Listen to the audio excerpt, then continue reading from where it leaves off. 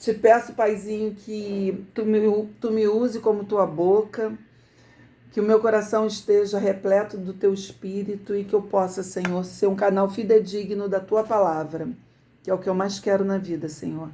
Que eu possa transmitir aqui exatamente o que tu quiseste dizer quando esse livro foi escrito. Te peço para que abra e alargue os ouvidos espirituais, o entendimento dessas minhas irmãs, para que tudo que o Senhor precisa passar para a gente no dia de hoje, nós todas compreendamos na acepção da palavra, Pai, da tua palavra. Te peço, já te agradecendo, no nome de Jesus, amém. Então, eu gosto de contextualizar, porque ainda mais agora que ficaram vários dias fora, né? Assim, a gente está lendo o primeiro livro de Samuel no capítulo 17, e a última aula, né, que teve antes do feriado, nós conversamos sobre como Davi foi ungido em Israel, né, rei de Israel. E estudamos como Samuel chegou na casa de Jessé, pai de Davi. Vimos como Samuel olha para todos os filhos exuberantes lá de Jessé, né? E como Deus se comunica com ele, escolhendo Davi como o próximo rei, o rei a ser ungido naquele momento, né? Ele escolhe mais uma vez o improvável, Deus ama escolher os improváveis, e ali mais uma vez o improvável dele acontece, né? O mais novo, o menorzinho, pastor de ovelhas, o que ninguém dava nada por ele. Davi então foi ungido rei de Israel, e embora a unção tenha ocorrido, Saul continuava efetivamente sendo rei, tá? E Saul se afasta cada vez mais do caminho de Deus, o seu coração cada vez fica mais distante de Deus, e ele se torna cada vez um homem mais atormentado, que fora dos caminhos de Deus só há tormento, né? Então hoje nós vamos ver o começo da transição do trono de Saul para Davi. Versículo 1. Os filisteus se reuniram para lutar em Socó, uma cidade de Judá. Acamparam num lugar chamado Fronteira Sangrenta, entre Socó e Azeca. Saul e os israelitas se juntaram, acamparam no Vale do Carvalho e se prepararam para lutar contra os filisteus.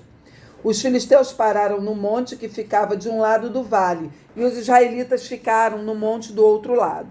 Um homem chamado Golias, da cidade de Gate, saiu do acampamento filisteu para desafiar os israelitas.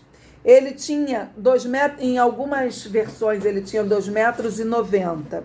Aqui nessa NTLH diz que ele tinha quase 3 metros de altura. E usava um capacete de bronze e uma armadura também de bronze, que pesava uns 60 quilos. Em outra versão diz que essa armadura dele era feita de escamas, era em escamas. Guarda isso que eu vou usar isso daqui a pouco. As pernas estavam protegidas por caneleiras de bronze e ele carregava nos ombros um dardo também de bronze. A lança dele era enorme, muito grossa e pesada. A ponta era de ferro e pesava mais ou menos 7 quilos. Na frente dele ia um soldado carregando seu escudo. Golias veio, parou e gritou para os israelitas: Por que é que vocês estão aí, em posição de combate? Eu sou o filisteu e vocês são escravos de Saul. Escolha um dos seus homens para lutar comigo. Se ele vencer e me matar, nós seremos escravos de vocês. Mas se eu vencer e matá-lo, vocês serão nossos escravos. Eu desafio agora o exército israelita. Mandem alguém para lutar comigo. Quando Saul e seus soldados ouviram isso, ficaram apavorados. Davi era filho de Jessé, do povoado de Efrata, que ficava perto de Belém, de Judá. Jessé tinha 8 filhos no tempo em que Saul era rei. Jessé já estava bem idoso. E os seus 3 filhos mais velhos tinham ido com Saul para a guerra. O primeiro se chamava Eliabe, o segundo Aminadab e o terceiro Simeia. Davi era o filho mais novo, enquanto os seus 3 irmãos mais velhos ficavam com Saul. Davi ia ao acampamento de Saul e voltava a Belém para tomar conta das ovelhas de seu pai. Durante 40 dias, Golias desafiou os israelitas todas as manhãs e todas as tardes. Então, fomos apresentados agora ao guerreiro, né, o guerreiro gigante Golias, o filisteu, incircunciso, todos esses nomes, né? E o texto diz que Golias tinha 2,90 metros e que o exército de Israel começou a se amedrontar. O exército de Israel estava apavorado, Davi estava estático, sem saber o que ia fazer ali. O próprio Saul vai dizer mais adiante que Golias foi treinado desde criança para ser guerreiro. E isso botou medo em todo o exército e em todo o povo de Israel. Golias então começa a ameaçar o povo de Deus, dizendo: não precisa ter guerra. Podem escolher o melhor dos seus guerreiros e que ele venha lutar comigo. Ele estava desfazendo completamente do povo de Deus, né? Isso era bem comum, naquele tempo, era um tipo de duelo extremamente comum, né? Quando dois exércitos não queriam guerrear, eles colocavam 2 guerreiros mais exuberantes, né, principais, para brigarem entre si, e quem ganhasse ganhou a guerra, né? Então Golias estava desafiando o povo de Israel, mas ninguém tinha coragem de enfrentar o gigante. Aí nós temos o povo de Israel apavorado diante de Golias, o povo de um Deus que vence batalhas, o povo de um Deus que já os mostrou que era poderoso para conduzir com fidelidade, cuidado e vitória o seu povo, e ainda assim o povo não cria nisso, o povo se amedrontava, o povo saía da graça, vamos dizer assim, né? Saía ali da fé, né? E o rei que o povo pediu, lembram lá de Saul? É o rei que o povo pediu, não era o rei exuberante, o rei lindão, bonitão, grandão e tal. O povo pediu que Deus desse para eles um rei como as outras terras, né? Como os outros países, né? Para que eles fossem como as outras nações, né? Mas agora esse rei, o rei Saul, e o povo estão amedrontados diante de Golias. Vamos fazer um paralelo aqui do povo de Israel que ficou vagando por 40 anos. Os hebreus saíram, né? O povo de Israel saiu, e que mais tarde vai ser o povo de Israel, né? Saiu e ficou vagando 40 anos. Aqui Golias ficou 40 dias desafiando o exército de Israel. Isso não é coincidência. Jesus ficou 40 dias no deserto e venceu a serpente, venceu Satanás. Deus não é Deus de coincidência. Nada disso é coincidência. Tudo aponta uma coisa para outra, para que hoje a gente consiga entender tudo isso, né? Esse tapete todo tecido pelo Senhor, a gente consiga entender e ver as similaridades, ver os paralelos, né? O povo ficou 40 anos no deserto porque eles não tiveram coragem de enfrentar os gigantes. Aí, lá em Números, está escrito assim, Números 13, versículo 1. O Senhor Deus disse a Moisés: mande alguns homens para espionar a terra de Canaã, a terra que eu vou dar aos israelitas. Em cada tribo escolha um homem que seja líder. No deserto, versículo 3, no deserto de Parã, Moisés enviou espiões de acordo com as ordens de Deus, o Senhor. Todos eram chefes de tribos do povo de Israel. Depois de espionarem a terra por 40 dias, no versículo 25, no 26 eles dizem: eles voltaram a Cádiz, no deserto de Parã, onde estava Moisés, Arão e todo o povo de Israel, e contaram a eles e a todo o povo que tinham visto, e mostraram as frutas que haviam trazido da terra. Eles disseram a Moisés: nós fomos até a terra de onde você nos enviou. De fato, ela é boa e rica, como pode ver por essas frutas. Mas os que moram lá são fortes, e as cidades são muito grandes, e têm muralhas. Além disso, vimos ali os descendentes dos gigantes. Aí o povo começou a reclamar contra Moisés, mas Calebe os fez calar e disse: vamos atacar agora e conquistar a terra deles. Nós somos fortes e vamos conseguir isso. Porém, outros que tinham ido com eles disseram: não podemos atacar aquela gente, pois é mais forte do que nós. Assim espalharam notícias falsas entre os israelitas a respeito da terra que haviam espionado. Eles disseram: aquela terra não produz o suficiente nem para alimentar os seus moradores. Os homens que vimos lá são muito altos. Eles ficaram 40 dias espionando também. Esses espias ficaram 40 dias e eles voltaram tão apavorados, tão sem fé, porque Canaã era a terra prometida. Deus tirou eles do deserto para entrar em Canaã.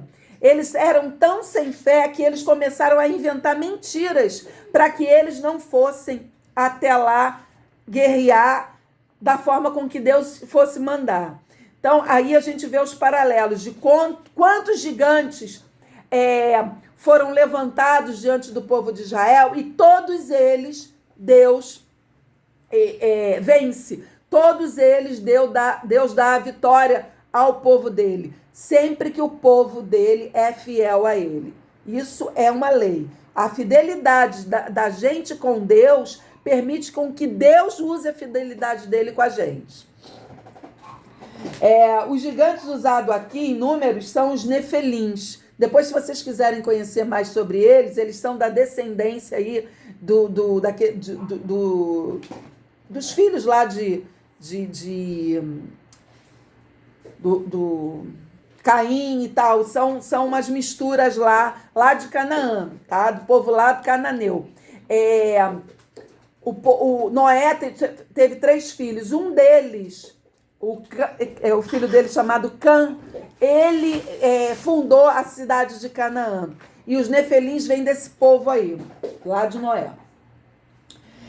Foram 40 anos no deserto com medo de gigantes, com insubmissão, com ingratidão, com falta de reconhecimento das bênçãos e dos cuidados de Deus. Foram 40 dias em Canaã como espias e saíram amedrontados e mentindo pelos gigantes que viram lá. A Bíblia é cheia dessas similaridades, onde vamos aprendendo que Deus não faz nada sem sentido. Tudo é sempre interligado, assim como as nossas vidas são.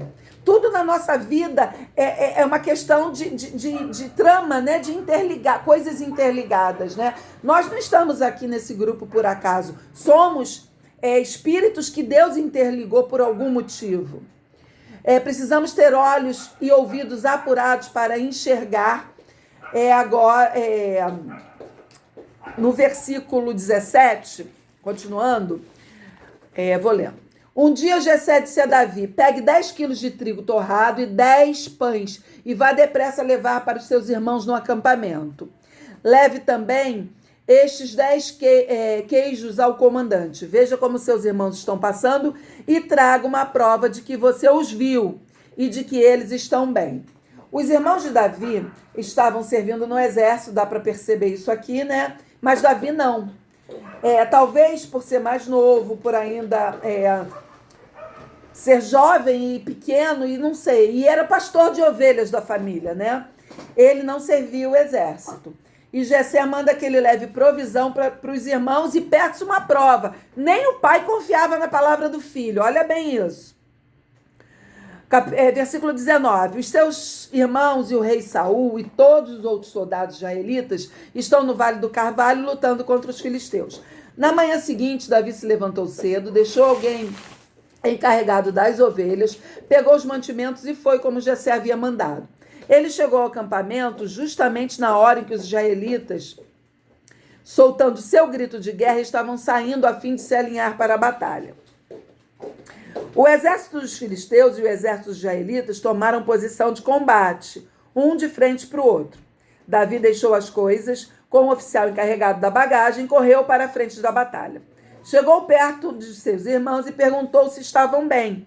Enquanto Davi estava falando com eles, Golias avançou e desafiou os israelitas, como já havia feito antes. E Davi escutou.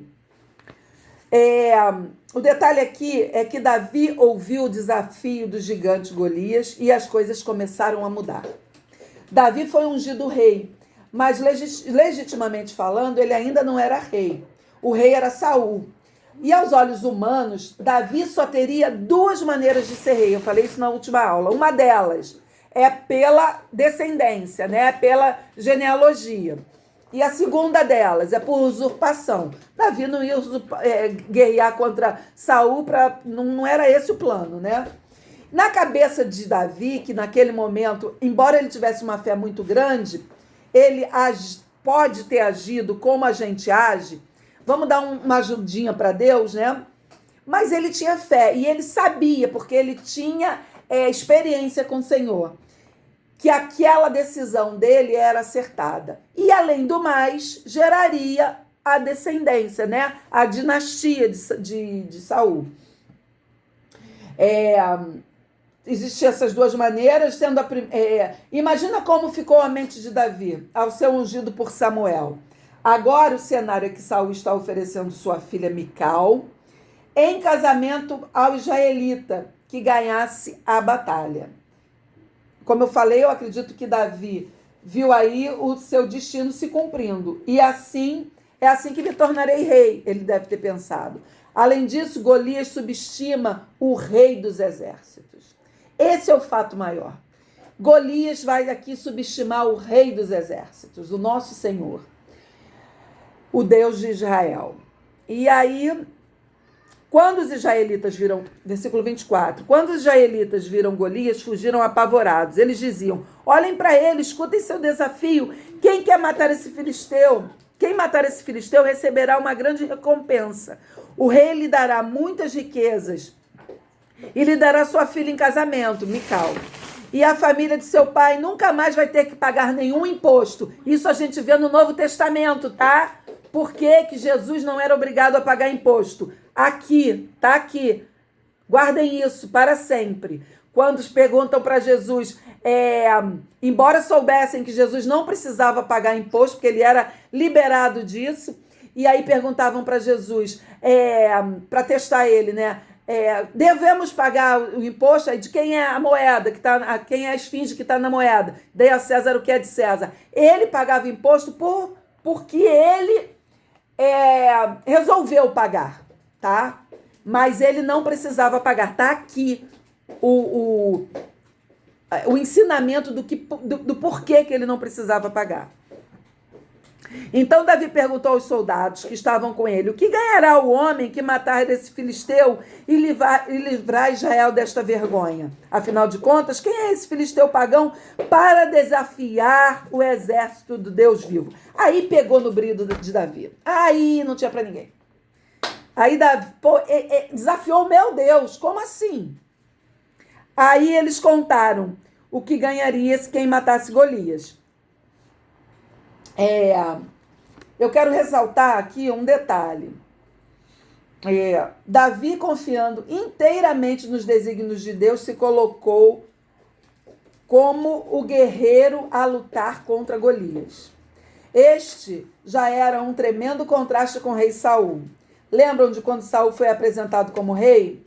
Ele estava escondido nas bagagens e já começou o seu reinado debaixo de covardia. Enquanto Davi se apresenta com coragem, destemor e principalmente fé. Aí eles contaram o que ganha. Eliabe, o irmão mais velho de Davi, ouviu-o conversando com os soldados. Então ficou zangado e disse: o que é que você está fazendo aqui? Quem é que está tomando conta das ovelhas no deserto, seu convencido? Você não veio aqui só para ver a batalha. Desculpe. O que foi que eu fiz agora? Perguntou Davi. Será que não posso nem fazer uma pergunta?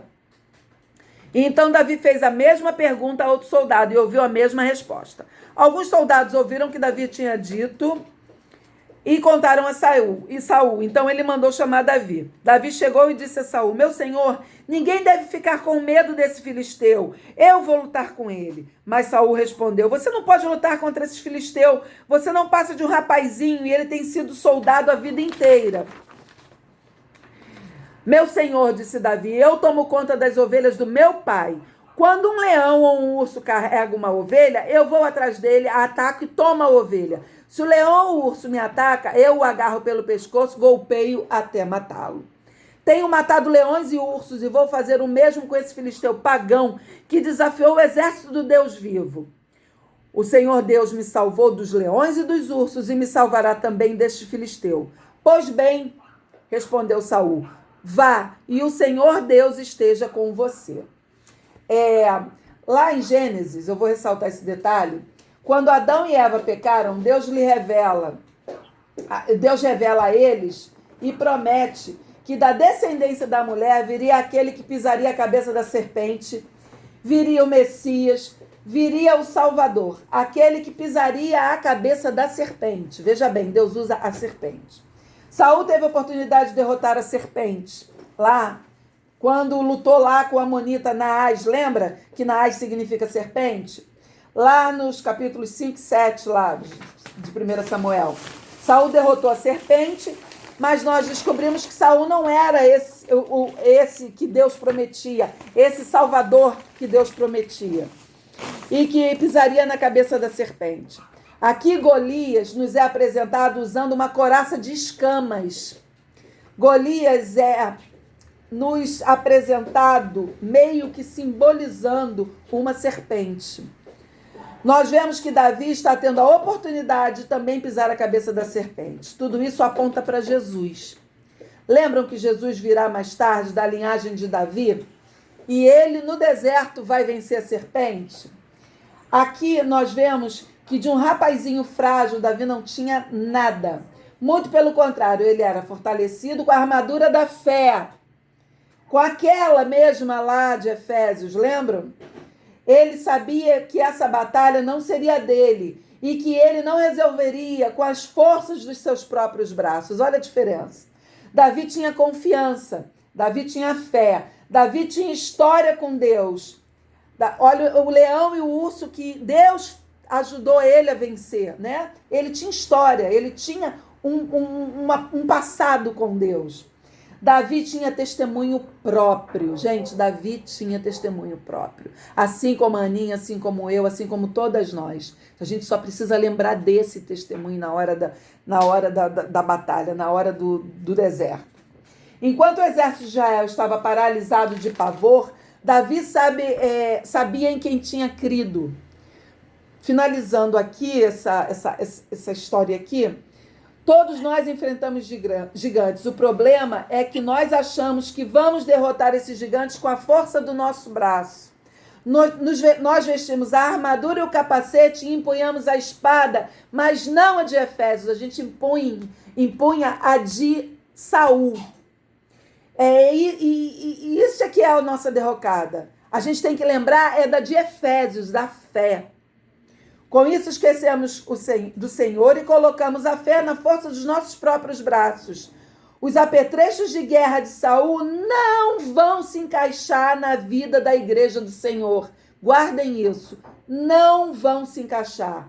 Davi se prepara para guerrear com Golias com 5 pedrinhas e uma funda. Ou seja, ele vai para cima do gigante como ele ia derrotar os animais que se apresentavam na vida dele. Ele vai para derrotar o gigante como um animal. Para defender o rebanho dele que estava em risco.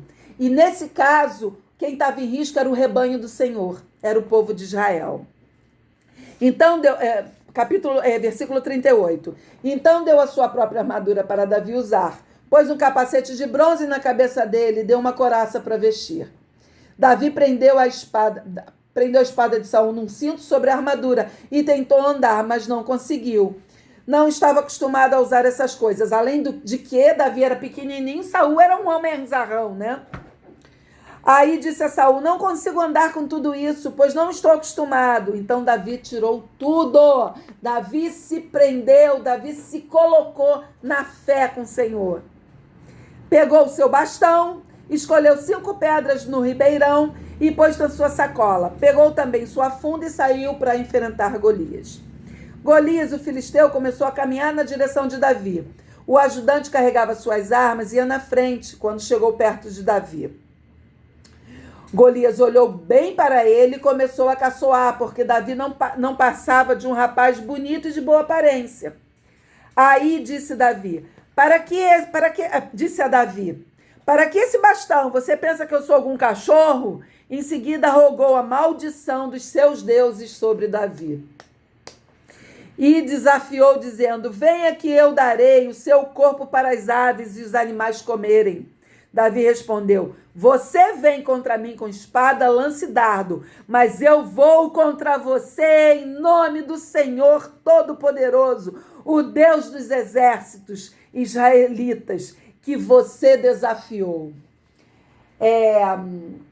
Ele se prepara para derrotar alguém que quer atacar as ovelhas do Senhor. E pelas ovelhas do Senhor, ele entrega a sua vida.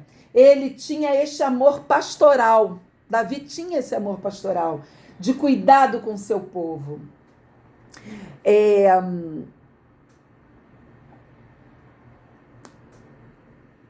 Hoje mesmo o Senhor Deus entregará você nas minhas mãos, e eu o vencerei, e cortarei a sua cabeça, e darei os corpos dos soldados filisteus para as aves e os animais comerem. Então o mundo inteiro saberá que o povo de Israel tem um Deus. Oh, glória! Então o mundo inteiro saberá, e até hoje, que o povo de Israel tem um Deus. Hoje nós somos povo do Senhor. Embora não sejamos povo de Israel, nós, por fé, somos o povo do Senhor. E sabemos que temos um Deus. E todos aqui verão que ele não precisa de espada ou de lanças para salvar o seu povo. Ele é vitorioso na batalha e entregará a todos vocês nas nossas mãos. Então Golias começou novamente a caminhar na direção de Davi. E Davi correu rápido na direção da linha da batalha dos filisteus para lutar contra ele. Enfiou a mão na sua sacola, pegou a pedra com a funda e atirou em Golias. A pedra entrou na testa de Golias e ele caiu no chão. Em outras versões diz que ele caiu de cara no chão. Então Davi correu, ficou de pé sobre Golias, tirou a espada dele da bainha, porque olha, Davi não venceu venceu o gigante com uma pedrada não, tá? Ele desacordou o cara com a pedrada, né? Mas ele tirou a espada dele da bainha e o matou, cortando com ela a cabeça dele. E assim Davi venceu Golias e o matou apenas com uma pedra. Quando os filisteus viram que o seu herói estava morto, fugiram. Aí os soldados de Israel e de Judá correram atrás deles, gritando e os perseguindo até a cidade de Gate e até os portões de Ecrom. Os filisteus caíram feridos pela estrada de Saaraim até Gate e Ecrom. Os israelitas voltaram da perseguição, os filisteus levaram as coisas do acampamento deles. Davi pegou a cabeça de Golias e levou para Jerusalém. Porém, as armas de Golias ele guardou na sua própria barraca. Quando Saul viu Davi saindo para lutar com Golias, perguntou a Abner, o comandante de seu exército: Abner, quem é aquele rapaz? Meu senhor, juro pela vida que não sei, respondeu Abner. Então vai e procure saber, disse Saul. Assim, quando Davi voltou para o acampamento, depois de matar Golias, Abner o levou a Saul. Davi ainda estava carregando a cabeça de Golias. Saul perguntou: rapaz, quem é você? Sou filho do seu criado Jessé, da cidade de Belém, respondeu Davi. Com muita humildade, pois Davi sabia que ia ser o próximo rei, né? Mas com toda a humildade do mundo, ele responde dessa maneira. Vamos aqui, todos os lugares a gente vê essa pregação, né? Dizendo que a gente tem que ter força, coragem, que fé para a gente enfrentar os nossos gigantes. Vamos ver por uma nova perspectiva hoje. Estamos diante de um povo que precisa ser salvo. Do povo de Israel com medo. Davi aqui não está indo derrotar os seus gigantes pessoais. Quero convidá-las hoje a ter um novo olhar para esse texto. Davi aqui está indo lutar pelo povo. Davi nos aponta para Jesus. Ele representa a salvação do seu povo. Jesus é o verdadeiro Davi. Desde Saul, que o Senhor já começou a colocar salvadores. Mas com a derrocada de Saul e com a entronização, né, com a unção de Davi, ali foi feita a linhagem. Ali Davi foi o verdadeiro salvador daquele povo, naquele momento, que apontou para o povo de Israel, que apontou para nós. Jesus é o verdadeiro Davi. E Davi o enfrenta em nome do Senhor dos Exércitos. Ele não enfrenta em nome dele. O propósito dessa luta é para que o povo saiba que há um Deus e que não é uma vitória pessoal, mas é uma vitória do Senhor. E que o que está em questão aqui é a vida do povo de Deus, o povo de Israel que precisa ser salvo. Todos os que estavam aqui reunidos saberão que o Senhor é que salva, que estavam lá reunidos, né, saberão que é o Senhor é que salva o povo, não é o homem, não é pela força do homem. O centro da mensagem deste capítulo é para que o povo saiba que existe um Deus que salva. Davi derruba o filisteu com uma pedra e o mata com sua própria arma. Isso aponta para o quê? São as nossas iniquidades, os nossos pecados, que são as armas contra nós mesmos. Quem somos nós nessa história? A maioria das pregações diz que a gente tem que derrotar os gigantes. Na minha visão, no que o Espírito comunicou para o meu coração, é que essa pregação nos incentiva a sermos corajosos, fervorosos, ousados, como Davi, sem problema de sermos assim. Não há problema de pensarmos que a pregação também é assim. Mas eu hoje quero lançar esse olhar. Nós vamos pegar esse título, esse texto do Antigo Testamento.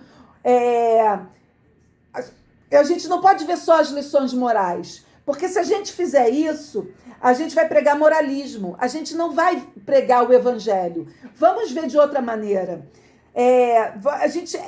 A gente não está pregando o evangelho só pelo moralismo. Não tem nada de errado com isso não, tá, gente? Mas eu queria ver dessa maneira hoje. Será que nós somos como Davi? Ou somos como o exército e como Saul? Aqui o povo de Deus precisava de salvação e nós não precisamos de salvação? Tentamos ser fortes como Davi, mas a mensagem da Bíblia é que nós precisamos de um Davi. O mais precioso desse texto é que ele aponta para Jesus. Jesus é o verdadeiro Davi. Jesus é ungido pelo Espírito Santo como rei designado.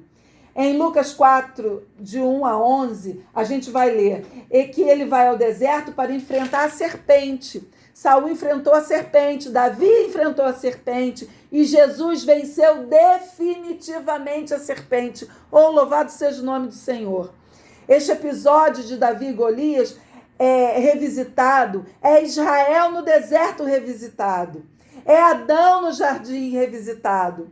Jesus é o verdadeiro filho de Davi, o verdadeiro filho de Abraão, o verdadeiro filho de Adão. E Jesus é Deus, filho de Deus e Deus encarnado na terra. Assim como o povo de Israel aqui precisou de um Salvador, que foi Davi, nós precisamos de um Salvador, que é Jesus. E precisamos levar esse Salvador até os confins do mundo, como Jesus mandou. Nós não precisamos mais enfrentar os nossos gigantes. Oh, glória! Nós precisamos de Jesus, que venceu por nós os nossos gigantes. A história da Bíblia não é nós, não é a gente vencendo os gigantes, mas sim Jesus vencendo em nosso lugar. De Gênesis a Apocalipse, a história da Bíblia é Jesus vencendo em nosso lugar. E eu hoje quero louvar ao Senhor por isso. Glória a Deus, obrigada a Deus por esse plano perfeito. Obrigada, Jesus, por ter cumprido esse plano perfeito. E eu acho que não dá tempo de alguém falar um pouquinho. Pouquinho só. Só um pouquinho. Alguém quer falar? Esse capítulo é muito longo, né, gente? E assim, foi muito complicado compilar ele muito. Mas vamos lá, Manu, Aninha. Hoje eu só estou recebendo. Tá na benção. Até porque é muito complexo esse texto. Esse texto só diz uma coisa. Davi, Saul, a derrocada. Davi, um homem falho, mas que cumpriu o propósito de Deus. Salvou através da fé. Que coração puro, né, Sandra? Muito puro. Embora pecasse. Puro, né? Mas ele é exatamente coração segundo o coração de Deus. É a grande diferença. É um coração segundo o coração de Deus. Ele pecou feio, mas ele sofreu aquilo, teve remorso, teve arrependimento e se reconciliou e se consertou. Isso é tudo exemplo pra gente. Deus é tão bom, é tão bom, é tão bom, que deu isso tudo como exemplo pra gente. Davi se arrepende e se conserta, exatamente como o Manu falou. E é isso, a gente precisa sempre, a gente erra, gente. A gente não é mais pecador porque ele levou o nosso pecado na cruz do Calvário. Ele levou com madeira o nosso pecado. Só que a gente peca. Não significa que a gente acorde para pecar. A gente não tem pecado como profissão. A gente peca. Quando a gente pecar, a gente tem só que se arrepender e se reconciliar. Se arrepender e se reconciliar. E procurar não pecar mais. Claro que o fato dele ter levado os nossos pecados não é liberdade para que a gente saia pecando e viva de qualquer jeito. Não é isso, né? Não é. Mas ele levou. Ele é lindo. Ele é lindo. Louvado seja o nome do Senhor. Ele é lindo. Amém. Amém. Então, acho que a gente pode ir terminando, que só tem 1 minuto e 30 segundos. Alguém quer falar mais alguma coisa? Acho que a Manu, eu acho que ela não está podendo. Deve ser a Bebê que... Deve ser. A Maitê que deve estar lá no colo Eu tô dela. ouvindo tudo. Então, Orar, hoje... senão vai cair. Pois é, vamos orar. Hoje eu quero orar em especial pela Rita, pelo Rômulo e Rominho. É uma família amiga, uma família querida que eu amo demais, que a Rita está participando com a gente no grupo. Não sei se ela está aqui hoje, que eu não consigo ver, mas que hoje faz 2 aninhos que Deus recolheu o filhinho dela de 9 anos para junto dele. Então, assim, eu quero pedir ao Espírito Santo para cuidar dos corações. A perda de um filho é um negócio indizível, né? E a gente sofre junto com ela porque a gente ama. E eu quero pedir, Senhor, meu Deus, que no dia de hoje, em especial, o Senhor cuide do coração da minha amiga Rita, do meu amigo Rômulo e do Rominho. Cuida deles, Senhor, porque o Senhor levou a melhor parte, o Senhor está com João Pedro aí com o Senhor. E a gente sabe que o que motiva a nossa vida é saber que um dia haverá um encontro. E esse encontro vai ser glorioso, Pai. Por isso eu peço que o Espírito Santo console dioturnamente o coração deles, em especial no dia de hoje. Quero te agradecer, Senhor, porque o Senhor está fazendo sua obra na vida do Antônio, da Manu, da Carla, do Carlos. E eu creio, Senhor, que o Senhor está ali, fazendo o melhor. Peço, Senhor,